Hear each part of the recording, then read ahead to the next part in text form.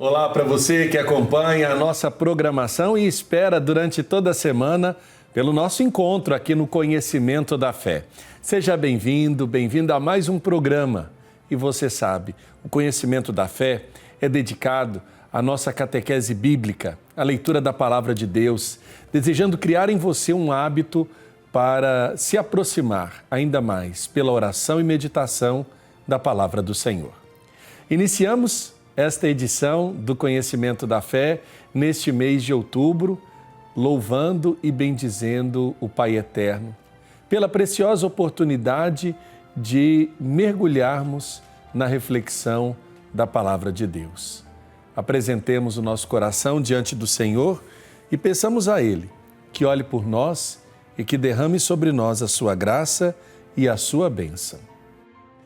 Pai, fonte de sabedoria e luz eterna, hoje me aproximo da Tua Palavra com um coração aberto e humilde. Concede-me a graça de compreender os ensinamentos contidos nas Sagradas Escrituras e de aplicá-los à minha vida diária. Que cada palavra lida seja uma oportunidade de me aproximar mais de Ti e de crescer espiritualmente. Senhor, ilumina minha mente e o meu coração para que eu possa discernir Teus planos e propósitos para mim. Ajuda-me a internalizar os ensinamentos e a viver de acordo com a Tua vontade. Amém. Em Efésios capítulo 2, versículo 19, o autor proclama que a obra de reconciliação de Jesus na cruz, na igreja, não há estrangeiros nem forasteiros. Todos são concidadãos dos santos. A comunidade cristã é proposta como um espaço de cidadania alternativa. Esse é também um grande desafio para as nossas comunidades, principalmente em relação aos migrantes e aos refugiados. Falando sobre a carta aos Efésios, nós vamos seguir, como no nosso programa passado, um estudo sobre a carta aos Efésios e principalmente sobre o modo como a cidadania era concebida no contexto grego, romano e israelítico do século I depois de Cristo, a fim de assentar as bases para a melhor compreensão do alcance desta metáfora citada em Efésios capítulo 2, versículo 19. E eu tenho a alegria de, neste programa, receber dois convidados para a nossa reflexão. Eles já são conhecidos de vocês aí de casa que acompanham o nosso programa. O Narcélio Ferreira de Lima, doutorando em Ciências da Religião pela PUC Goiás. Narcélio, bem-vindo. Bem-vindo, Padre Wellington, e bem-vindo você também que nos acompanha. Sempre muita alegria estar aqui aprofundando a Palavra de Deus com vocês. E o Emerson dos Santos Romualdo, catequista da paróquia Nossa Senhora Rosa Mística, em Goiânia, Goiás. O Emerson, bem-vindo. Obrigado, Padre Wellington, e também a toda a equipe da TV Pai Eterno e você que nos acompanha neste momento de aprofundamento da palavra. Falando sobre a carta aos Efésios, eu quero aqui fazer memória, Narcélio, do Congresso Bíblico que a Arquidiocese de Goiânia realizou no último mês de setembro. Queria que você pudesse partilhar sobre essa experiência que reuniu tantos modos de abordagens da Palavra de Deus, trazendo essa reflexão para esse texto que foi sugerido pela CNBB, que foi a Carta aos Efésios, um texto profundamente oportuno para o tempo presente, né? Exatamente, Padre Wellington. Essa experiência maravilhosa que nós estamos tendo aqui em Goiânia, pela segunda vez, nós tivemos a edição preparando aí o mês da Bíblia com o segundo Congresso Bíblico Teológico e, ao mesmo tempo, né, não só o lado acadêmico da PUC Goiás, mas também o segundo Congresso de Animação Bíblica da Pastoral. Então, a nossa ideia foi abordar a Palavra de Deus em várias dimensões, no sentido acadêmico, pastoral, litúrgico, vivencial, e tivemos também a experiência de trocar, né, experiências e convivências com várias expressões que abordam a Bíblia e a formação como o Centro de Estudos Bíblicos, o Centro Loyola e outras pastorais, outros movimentos. Então, realmente, é sempre uma oportunidade de acender esse amor à Bíblia, né? É uma oportunidade sempre de partilha. Como lá na paróquia Rosa Mística, vocês vivenciaram o mês da Bíblia, o Emerson, você poderia partilhar um pouco para a gente? Né? Por exemplo, nós tivemos oportunidade lá na minha paróquia, por exemplo, ter com os catequistas uma mostra bíblica, né? Com os catequizandos.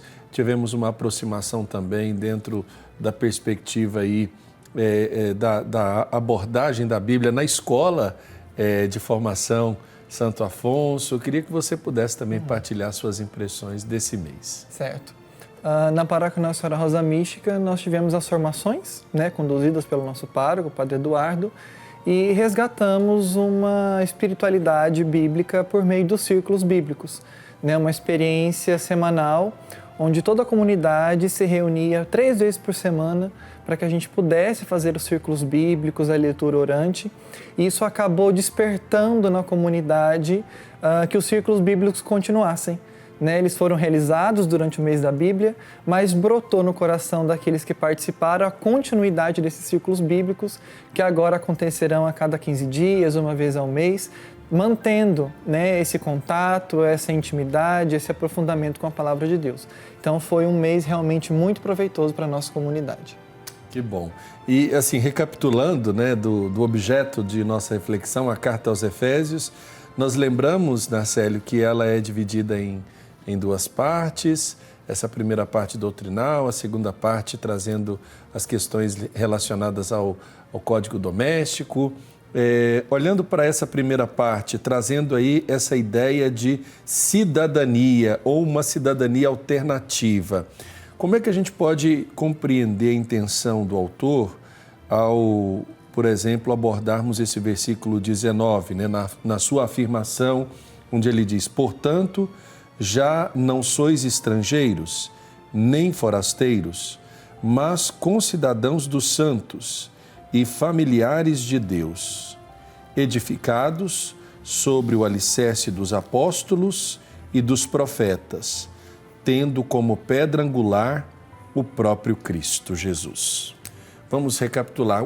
Qual seria a intenção desse autor que está por trás aí nessa proposta de se sentir parte da casa, né? Interessante que o próprio povo de Deus no Antigo Testamento viveu essa experiência de ser estrangeiro. O povo de Deus foi estrangeiro no Egito. O povo de Deus foi estrangeiro também quando chegou à terra que já era habitada. Canaã já era habitada, não foi bem uma conquista, né? Foi bem uma invasão mesmo ali. Então, o próprio Jesus sentiu na pele também essa experiência de ser desterrado, né? Logo, Jesus menino.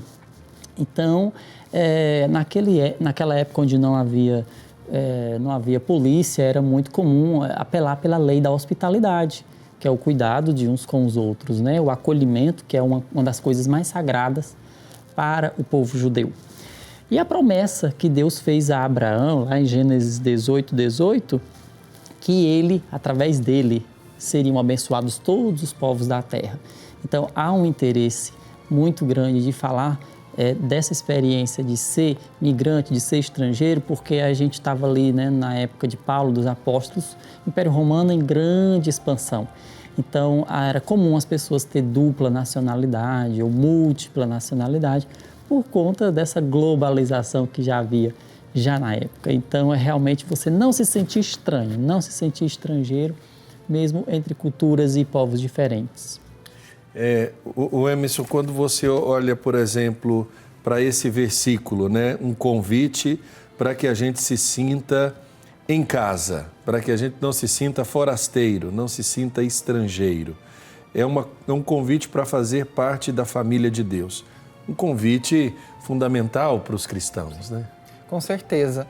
Quando nós pensamos em ser co-cidadãos dos santos, devemos pensar quem são esses santos e como nós devemos conviver com esses santos. Na literatura paulina, santos são aqueles que acolhem o projeto de Jesus, acolhem a proposta de Jesus e passam a vivenciá-la todos os dias e plenamente em sua vida.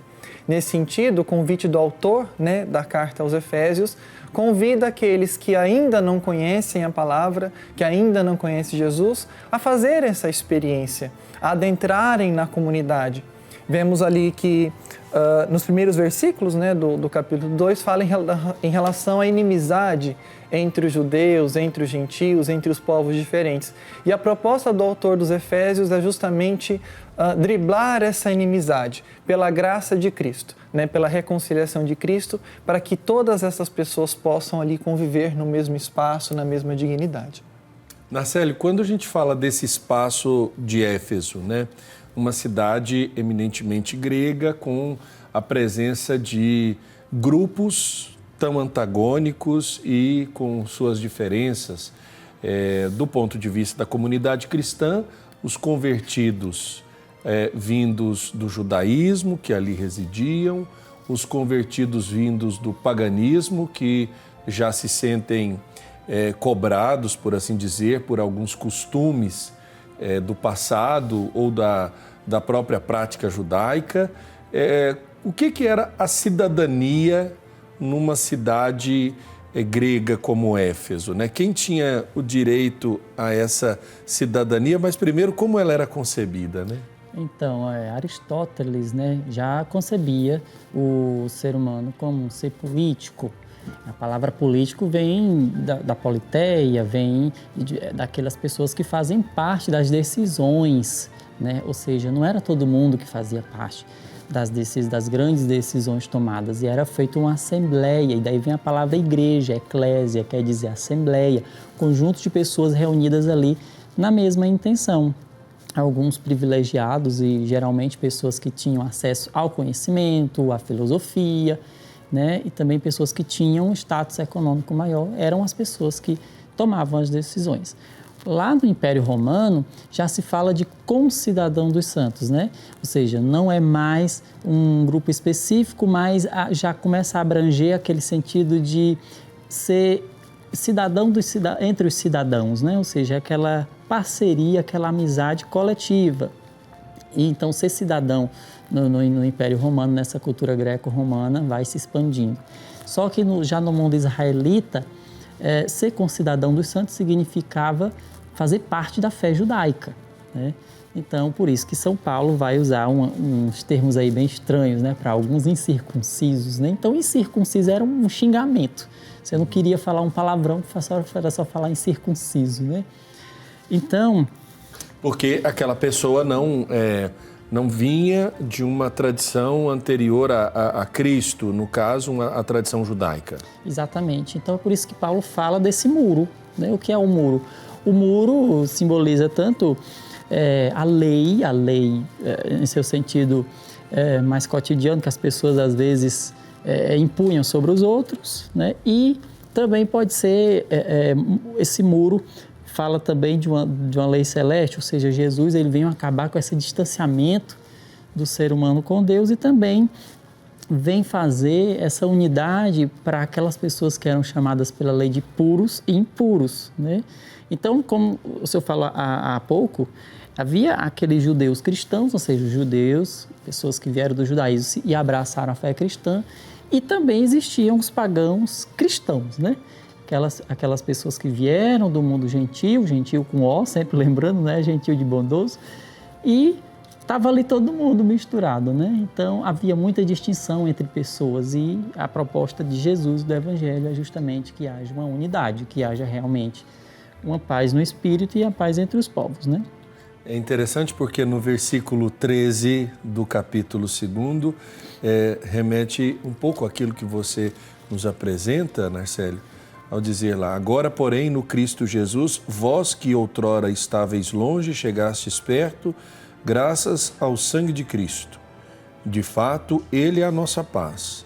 De dois povos fez um só, em sua carne, derrubando o muro da inimizade que os separava e abolindo a lei com seus mandamentos e exigências. No caso, o Emerson, essa lei que ele diz não é a lei de Deus, né? É a lei daquele povo ou daquele lugar que previa em seu escopo uma divisão, né? Exatamente.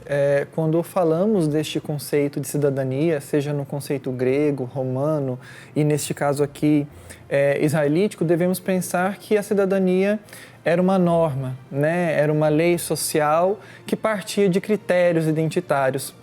Aqui é interessante, né, esse símbolo, essa imagem do muro, porque no Templo de Jerusalém, mesmo aqueles que moravam em Jerusalém, mas eram gentios, eram romanos, eram gregos, não poderiam adentrar a determinadas partes do templo. Eles ficavam reclusos apenas no pátio, né, do lado de fora dos muros. E a ideia que o autor tenta aqui passar é justamente que, independente desses critérios identitários, independente dessas separações políticas, culturais, históricas e religiosas, todos possam se reunir, né? Todos possam vencer esses muros, todos possam atravessar essa realidade da divisão e se unirem na paz e no amor de Cristo.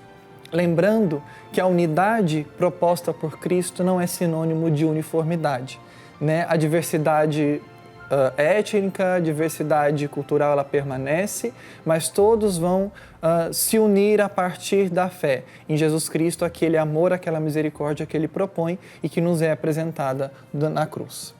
Narcélio, na sua experiência junto aos grupos que você acompanha durante o mês da Bíblia, esse tema de reconciliação e de paz, né, que apontam para o tema fundamental da Carta aos Efésios, que é a unidade, como é que foi recebido pelas pessoas, principalmente nesse contexto atual que nós vivemos, pós-pandemia e pós também eleições, situações de antagonismos e até mesmo de cisão, né, de separação, de construção de muros na vida social? Como é que você observou a proposta desse texto para esses grupos?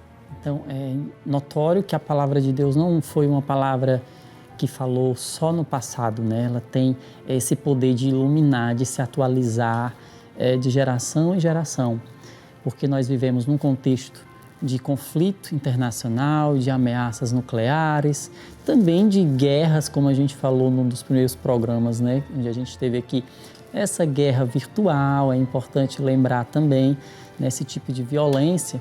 E as pessoas questionam, né? Perguntavam que paz era essa? Era só uma ausência de guerra? E a gente trouxe aquele sentido mais profundo, que é importante a gente lembrar que, embora o Novo Testamento tenha sido escrito em grego, numa cultura ali circunvizinha, né? de helenismo, mas a mentalidade é hebraica, a mentalidade é judaica.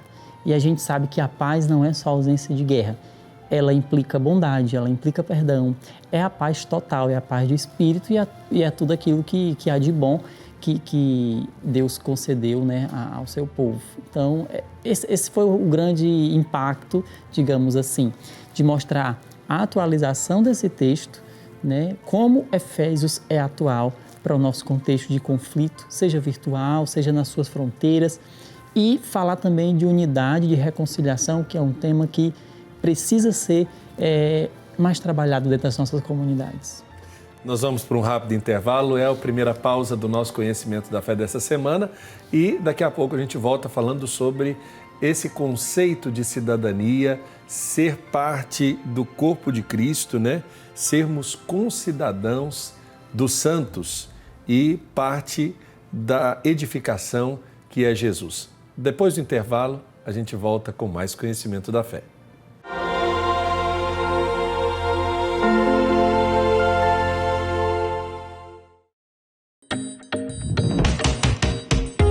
E aí, jovem, preparado para uma virada radical na sua vida? O Senhor conta contigo. Já pensou em embarcar nessa aventura? Se ficar esperando o momento ideal, nunca sairá do lugar. É preciso um pouco de ousadia para dar o próximo passo. A nossa direção é somente uma: seguir os passos do Redentor. Venha ser um missionário da esperança. Seja redentorista.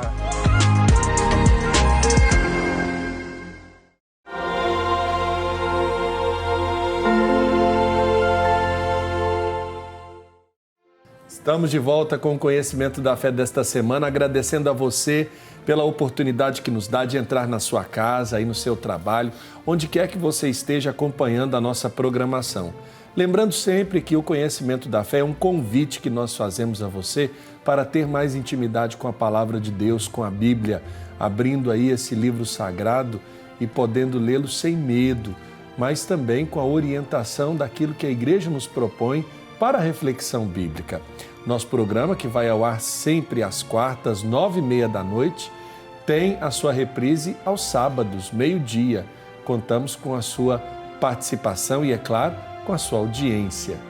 E voltando aqui para a palavra de hoje, falando sobre esse conceito da unidade e da cidadania proposta por Jesus, ou pelo texto de Efésios, na pessoa de Cristo.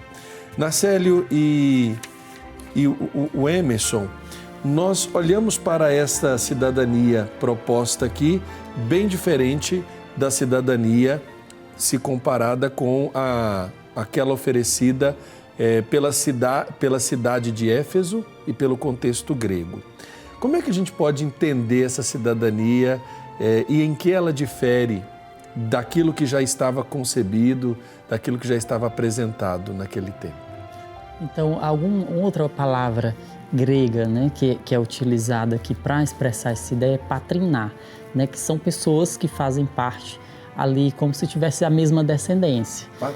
Patrinar. Então, é importante a gente saber que, pela fé, nós podemos ser incorporados às promessas que Deus fez a Abraão e logo, agora também, com a vinda do Messias, né, podemos ser incorporados a estas promessas, herdeiros destas promessas.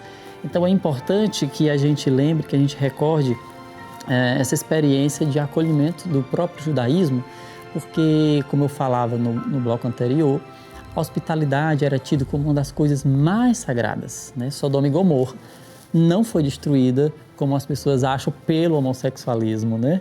Ela foi destruída pela falta de hospitalidade das pessoas, pela falta de companheirismo, pela falta de solidariedade entre as pessoas. Então, é isso que Deus abomina, na verdade, a falta de solidariedade e a falta de amizade entre as pessoas, a falta de unidade. Então, esse é o foco, né? É isso mesmo. O Emerson, quando olhamos, por exemplo, para esse momento em que as pessoas buscam se aproximar do texto bíblico, dentro da catequese, vocês tiveram a oportunidade, com certeza, de apresentar o texto também de Efésios. Como fazer as pessoas entenderem essa alternativa, né, de ser parte do corpo de Cristo e vivendo a sua fé, professando a sua fé? Isso tem implicações práticas na vida daquela pessoa que foi batizada, mas precisa tomar consciência do seu batismo. Sim, exatamente. Antes da gente entender o que é essa cidadania alternativa, nós precisamos compreender o momento, né, que o texto de Efésios foi escrito, justamente ali por volta do ano 70, do ano 80, quando o caminho de Cristo começa a se separar, né, do judaísmo, quando aqueles que seguem Cristo não se reúnem mais nas sinagogas, são expulsos das sinagogas. Então eles começam a ter essa preocupação com a unidade. Dentro das cidadanias que já falamos aqui, grega, israelita e também romana, por mais que elas tenham se alargado ali por volta do século I, poucas pessoas de fato eram cidadãos, especialmente no contexto grego, no contexto romano. Na maioria das vezes, somente os homens, né, eram cidadãos, e aqueles que eram estrangeiros, mesmo quando moravam, não conseguiam acessar essa cidadania. Então, a cidadania alternativa proposta pela carta aos Efésios, de fato, é apresentar que a graça de Cristo é aberta a todos. É como o evangelho dos trabalhadores da primeira ou da última hora. Né? Não me interessa se alguns chegaram primeiro, se outros chegaram depois, a origem dessas pessoas. O que interessa é que na graça santificante do batismo, nós todos podemos ser reunidos enquanto comunidade, sermos aceitos como filhos de Deus. Então é uma cidadania alternativa, porque o termo cidadão, cidadania, diz respeito àquela pessoa que tem direitos. E diante do batismo, todos nós temos direitos, porque todos nos tornamos filhos de Deus. Então é alternativa porque se opõe a essa realidade que de alguma forma exclui e que algumas pessoas são deixadas de fora. No batismo, todos são aceitos e todos recebem a graça de Deus, o amor e o perdão. O esforço de Paulo, Narcélio, para fazer as pessoas compreenderem isso, eu acredito que é quase que um reanúncio, né? A comunidade já está estabelecida, vive dificuldades, problemas, naturalmente, por isso que a carta ela tem objetivos muito claros. Qual que é esse esforço de Paulo para fazer as pessoas compreenderem que é preciso dar uma mexida, né, na forma como a comunidade estava compreendendo e vivenciando essas experiências? Porque em tudo ele vai justificando, né? Se nós pegarmos aí o capítulo 2 e o capítulo 3, ele vai dizendo, portanto, por essa razão, e ele vai dizendo dele, enquanto sujeito, mas do seu trabalho que é fundamental para que as pessoas compreendam esse anúncio. Paulo fez a experiência e quer que as pessoas também entendam essa experiência para que também façam uma experiência de aproximação e conhecimento do Senhor? Então, a cidadania israelítica pode ser entendida como um modo de vida, né? E é interessante essa proposta, né? Que Paulo vai ali aclarando, parece até que a crise entre judeus e os cristãos estava superada, né? Porque se você pegar a tonalidade das outras cartas paulinas, você vai ver que era um pouco mais tenso. Então, os verbos utilizados no passado, a tonalidade mais branda de Efésios, né? Uma escatologia que parece que já está acontecendo ali, né? A vinda, enfim, o cumprimento de promessas, o aqui e agora, a importância com o que está acontecendo, dá uma impressão que estava tudo tranquilo, né? Isso é um dos dados também que se acredita que essa carta é posterior a Paulo, né? E aí Paulo vai clarificando, por exemplo, os versículos de 11 a 13, vai mostrando essa distância, essa exclusão de algumas pessoas, né? Principalmente, como foi colocado pelo Emerson, né? Mulheres, pobres, estrangeiros, né? Esses migrantes, que a gente pode chamar alguns de forasteiros ou refugiados, né? Você vê que claramente ali havia uma exclusão naquela sociedade de pessoas, mas Paulo vai mostrando o quê? Uma superação a partir do próprio Jesus. Ele em si mesmo, com seu sangue, com a sua nova aliança, né? Com o seu próprio sacrifício, sua vida, sua morte, ele destrói em si mesmo essa inimizade. Então, o próprio Jesus é um instrumento de paz, de reconciliação e também, claro, mostra nos versículos 19 a 22 essa nova condição, uma nova condição de realmente fazer parte da construção de um reino. Então, Jesus ele não falava de si, ele falava do Pai e do reino. Então, a preocupação de Jesus é fazer realmente do mundo um lugar mais humano, mais fraterno e mais próximo à vontade do Pai. No bojo da experiência de Paulo antes de sua conversão, ele é cidadão Israel, ele tem dupla cidadania, né? Posso afirmar assim, isso, né? Israelita e romano, porque, me corrijam se eu estiver errado, ele compra essa cidadania para se tornar uma pessoa importante ali enquanto comerciante, né? Como é que a gente pode entender que ele na sua vida, o Emerson, essa substituição, ele deixa tudo isso para trabalhar em prol do reino de Deus e para propor um novo jeito de ser a essas pessoas, né? É interessante porque se ele já era israelita, ele que já tinha cidadania romana, ele sente a necessidade, mesmo tendo tudo isso, de fazer a experiência de ser ainda um concidadão de Cristo, né? Dos santos, né? É interessante que, acho que além de dupla cidadania, nós podemos dizer que Paulo tinha cidadania, porque ele afirma ser de Tarso, uma cidade grega, né? Então provavelmente ali ele poderia participar das assembleias. Paulo era alguém muito culto, né? Era alguém que se preparou muito bem. Então ele transitava justamente ali naquele contexto comercial, naquele contexto já de interações internacionais, digamos assim. E eu acredito que, tendo a experiência dessas 3 cidadanias, né, dessas 3 nacionalidades, entre aspas, Paulo percebeu que mesmo assim faltava alguma coisa e queria acrescentar essa realidade à graça de Cristo. Queria acrescentar à sua vida o amor, a unidade e a paz de Cristo. Então penso que, ao viver essa experiência de cidadão e tendo sido preso algumas vezes expulso das cidades que ele ia pregar, Paulo quis ampliar essa ideia. Paulo quis pensar que todos poderiam ser dignos, todos poderiam transitar, todos poderiam falar, todos poderiam participar no contexto do cristianismo. Então penso que, ao olhar, por exemplo, de Cristo, que de fato reconciliou a humanidade com o próprio Deus, ele também quis que os cristãos se reconciliassem. Os cristãos que receberam o seu anúncio, né, aqueles que eram das pequenas comunidades, mas que eles também fossem capazes de acolher aqueles que estavam chegando, aqueles que eram forasteiros, aqueles que estavam querendo conhecer a proposta de Cristo, e que eles também tivessem o seu espaço. Marcelo, quando a gente fala do Antigo Israel, você como estudioso da palavra, quais diferenças tem essa, porque você nos disse da cidadania lá dos gregos, né? da cidade de Éfeso, ali daquela região. E como é que era ser cidadão de Israel? Porque nós sabemos, né, até mesmo nas contagens, por exemplo, a viúva e o órfão quase que eram cortados, né? Dessa contagem enquanto o povo. Explica para quem está em casa esse contexto da cidadania do povo de Israel. É importante reconhecer que o povo judeu, principalmente naquela época, era um povo muito nacionalista, né?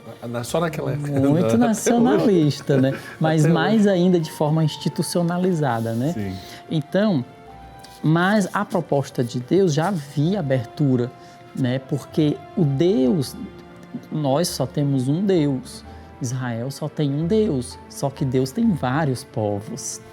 Então a promessa a Abraão era estender essa bênção de Deus a todos os povos. E a partir de Israel existe aquela teoria do resto. O resto de Israel é um pequeno povo que ficou fiel. Então os cristãos aqui em Efésios parece ser esse pequeno resto de Israel que ficou fiel ali à aliança. E também é importante lembrar o Salmo 133, que diz como é bom, como é suave para irmãos viverem unidos, né?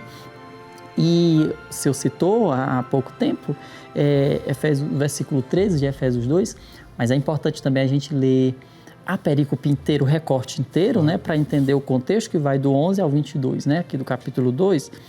E é quase que o versículo 13, que o senhor mencionou, é uma releitura de Isaías, né, 57. Você poderia ler, então, do 11 em diante para a gente? Do 11 em diante. Isso. É importante acompanhar o texto, né? Isso. E você que está em casa também, né, é bom acompanhar com a gente. Por isso, vós que antes ereis gentios na carne e ereis chamados incircuncisos pelos que se chamavam circuncidados, em virtude da operação manual na sua carne. Lembrai-vos de que naquele tempo estáveis sem Cristo, excluídos da cidadania em Israel, e estranhos às alianças da promessa, sem esperança e sem Deus no mundo. Mas agora, em Cristo Jesus, vós que outrora estáveis longe, fostes trazidos por perto pelo sangue de Cristo. Ele é a nossa paz. De ambos os povos fez um só, tendo derrubado o muro de separação e suprimido em sua carne a inimizade. A lei dos mandamentos expressa em preceitos a fim de criar em si mesmo um só homem novo, estabelecendo a paz e de reconciliar a ambos com Deus em um só corpo, por meio da cruz, na qual ele matou a inimizade. Assim, ele veio e anunciou a paz. E vós que estáveis longe, e paz aos que estavam perto. Pois por meio dele nós, judeus e gentios, num só Espírito, temos acesso ao Pai. Portanto, já não sois estrangeiros e adventícios, mas concidadãos dos santos e membros da família de Deus. Estais edificados sobre o fundamento dos apóstolos e dos profetas, do qual é Cristo Jesus a pedra angular. Nele, bem articulado, todo o edifício se ergue como santuário santo do Senhor, e vós também, nele, sois coedificado para serdes habitação de Deus no Espírito. Palavra do Senhor. Graças a Deus, né? E interessante o convite, então, para que todos, independente da sua origem, caminhem unidos em Cristo. É interessante porque nas missões, e já uma proposta pós-conciliar, antigamente se tinha lá na frase do cruzeiro, né? Antigamente, salva a tua alma. Mas pós o concílio, numa proposta que pudesse coadunar com essa aproximação e essa atualização da mensagem, chamando a atenção, unidos em Cristo. Unidos em Cristo. Acho que fundamentalmente todas as comunidades devem buscar abraçar essa proposta do autor para todos nós, né? O Emerson também, você lá na experiência da catequese, deve ter esse desafio, né? De semear a semente da unidade para que todos se sintam irmãos em Cristo Jesus. Falando sobre a experiência da catequese e a carta aos Efésios, é interessante que o texto original da carta aos Efésios, ele não contém o nome de Efésios, né? O manuscrito original, ele tem um espaço em branco, simbolizando que a carta é universal. É uma carta que deve ser lida, precisa ser lida em todas as comunidades que enfrentam problemas de unidade. E no caso da catequese de adultos, nós recebemos adultos que vieram do protestantismo, adultos que foram batizados, mas não vivenciavam a fé, pessoas com diversas experiências, com diversos pensamentos. E o desafio da catequese é justamente apresentar Cristo e mostrar a eles que, apesar da nossa história pessoal, apesar daquilo que nós trazemos, daquilo que nós carregamos, todos nos unimos em Cristo, em uma única fé. Essa fé que vai nos ensinar, essa fé que vai nos educar e pautar a nossa vida. Então, seremos de fato unidos de acordo com a fé em Cristo. É Cristo quem nos identifica, né, por assim dizer, né? Todos unidos em Cristo. Nós vamos para um rápido intervalo. Na volta, nós vamos continuar falando sobre essa experiência também em outras passagens da Sagrada Escritura, onde a realidade entre gentios e judeus se faz presente. Daqui a pouquinho a gente volta com mais conhecimento da fé.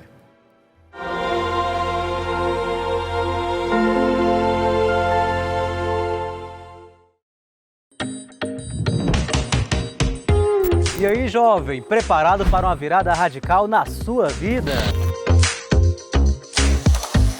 O Senhor conta contigo. Já pensou em embarcar nessa aventura? Se ficar esperando o momento ideal, nunca sairá do lugar. É preciso um pouco de ousadia para dar o próximo passo.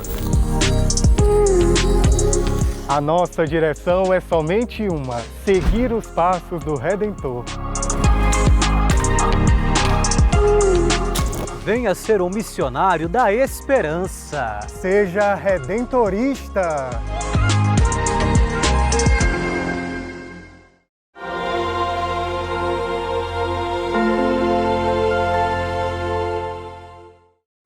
Estamos de volta com o conhecimento da fé desta semana, falando sobre a palavra de Deus, trazendo a reflexão da cidadania em Cristo Jesus, da cidadania na comunidade cristã. É uma proposta trazida a partir da leitura de Efésios capítulo 2, versículo 19. E tenho a alegria de receber aqui o Emerson, que é catequista, e o Narcélio, que é doutorando em Ciências da Religião. Narcélio, quando falamos dessa situação de dificuldade, de problemática entre judeus e outros gentios, né, que vêm abraçar a fé em Cristo, isso não é uma problemática, digamos, exclusiva desta carta. Em outros momentos, a Sagrada Escritura também traz esse conflito presente, né? Não foi fácil, né? O cristianismo nascente, a gente só lê às vezes para lembrar Atos 2, que pensa que é uma comunidade que não tinha problema, né? Não, havia conflitos sim, a gente pegar o resto do Atos dos Apóstolos, a gente vai perceber, e os evangélicos, que havia sim conflito. Então não foi de uma vez que o espírito cristão foi inserido, acolhido, entendido. Até mesmo entre os apóstolos haviam visões diferentes, né, de cristianismo, como de João Batista, e enfim.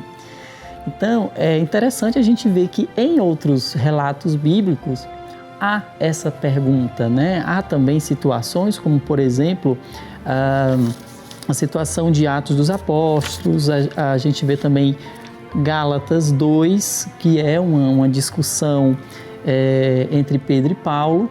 Então, Paulo basicamente questiona, né, Pedro, porque a gente sabia que dessa falta de empatia de muitos judeus com os estrangeiros, e Pedro vai cobrar ele uma nova postura, né? Porque quando, basicamente, Paulo disse, olha, quando você está fora, você critica, mas quando você visita, você come com eles, né? Então, alguma coisa aí não está certa.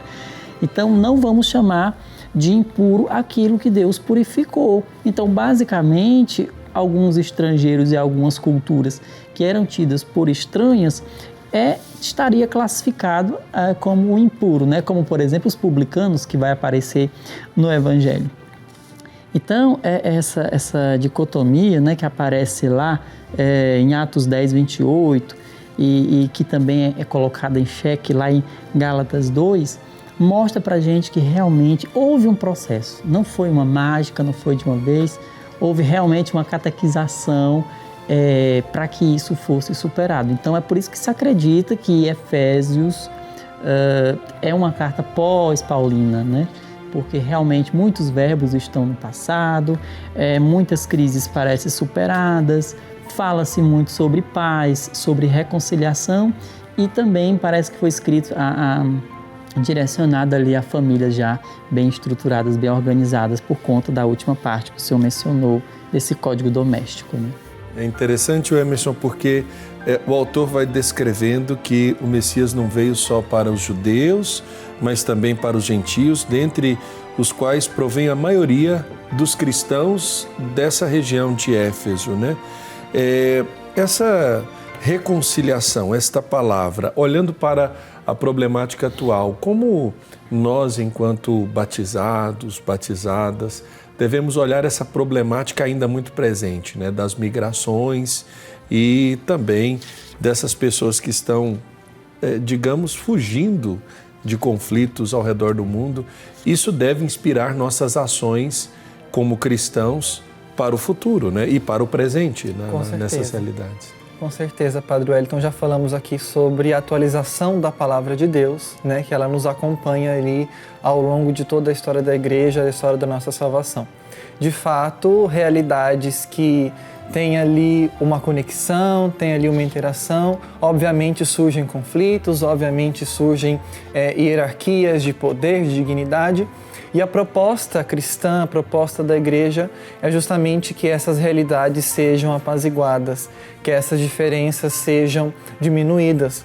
Hoje em dia, no caso do Brasil, por exemplo, um pouco menos do que outras realidades como a Europa, a África e a Ásia, mas nós temos também pessoas que acabam convivendo no nosso meio e que são acolhidos de certa maneira, mas não têm efetivamente todos os nossos direitos, toda a sua dignidade, né? Pessoas que, no contexto aqui da América Latina, por exemplo, que vêm da Venezuela, da Bolívia, do Peru, do próprio Haiti, por exemplo, e que às vezes vivem em situação de rua, não são acolhidas, não têm direitos, não têm documentos, são pessoas que, para o sistema, elas não existem. E a pergunta é, qual deve ser o papel da Igreja, né? Qual deve ser o nosso papel enquanto cristãos de agir nessa realidade? Cristãos ou não, brasileiros ou não, a humanidade, todo o gênero humano merece dignidade, merece respeito. É justamente isso que Cristo vem nos apresentar. A reconciliação de Cristo não é para um povo eleito, mas é para toda a humanidade.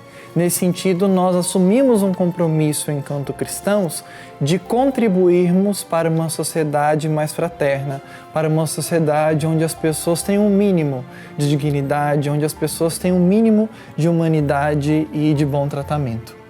Marcélio, diante das dezenas de conflitos humanitários que estão acontecendo simultaneamente ao redor do mundo e das migrações que são forçadas de pessoas fugindo tanto das guerras como também da fome, da falta de recursos. Como é que o cristão, diante da leitura da palavra, deverá se colocar, e aí não somente no âmbito de fazer algo, mas também de se posicionar, porque hoje nós temos ambientes nos quais nós somos chamados a nos posicionar, como as redes sociais, a igreja, a sociedade, a política, uma roda de amigos que seja, a nossa família. Como olhar para essa situação sem encará-la como uma realidade negativa, como um problema do ponto de vista do qual eu corro ou eu fujo para buscar solução? Cidadania, basicamente, a gente pode dizer que é um conjunto de direitos e deveres. O próprio Jesus, ele se coloca como estou no meio de vós, então eu sou um de vocês. Basicamente, Jesus se coloca como novo Adão, filho do homem, ou seja, Jesus se solidariza com a gente. E a gente sabe que o próprio Jesus, ele se colocou como peregrino, na condição de peregrino. Eu fui peregrino, vós não me acolhestes. E é uma das coisas que leva o ser humano à condenação, é não acolher o peregrino, é não acolher o doente, não acolher o estrangeiro preso, né? Então o próprio Jesus se coloca na condição de imigrante, né? E muitas vezes, às vezes a gente pensa que os pecados que Deus condena, que a Bíblia condena, são os pecados morais, né? E na verdade há muito mais condenação na Bíblia daquelas pessoas que não amparam o órfão, a viúva, o estrangeiro, né? Então, que são comportamentos imorais, exatamente, né? Totalmente imorais. Então, basicamente, a gente vê aqui que o Evangelho ele pede equilíbrio, ele pede acolhimento. O próprio Jesus, a proposta de Jesus e de Paulo aqui é justamente fazer com que ninguém se sinta estranho, que realmente a gente seja concidadão, seja compatriota, a gente seja realmente uma nação. Ela é reconhecida pela dignidade que ela tem de tratar o seu semelhante, pelos sentimentos de amor e de compaixão com o próximo. Então, a dignidade de uma nação, de um povo, de uma cultura, ela está justamente aí, nessa capacidade de compaixão. E se a gente for observar isso do ponto de vista da fundação das comunidades, né, já nos identificam e nos fazem identificar ambientes onde nós nos sentimos em casa.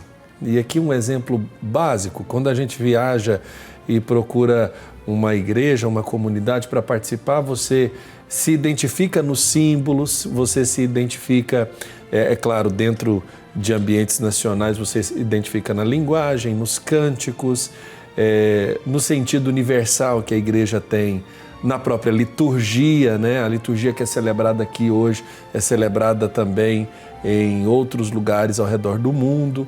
Então nós podemos dizer que em Cristo nós nos sentimos nacionais, por assim dizer, identificados numa mesma, partes de uma mesma nação. Então, xenofobia, né? A fobia ao estrangeiro é um grande fundamentalismo bíblico, é uma contradição genética, porque o povo de Deus é um povo peregrino e nós como igreja nós também nos identificamos como peregrinos aqui na terra, né? A igreja militante, nós somos peregrinos.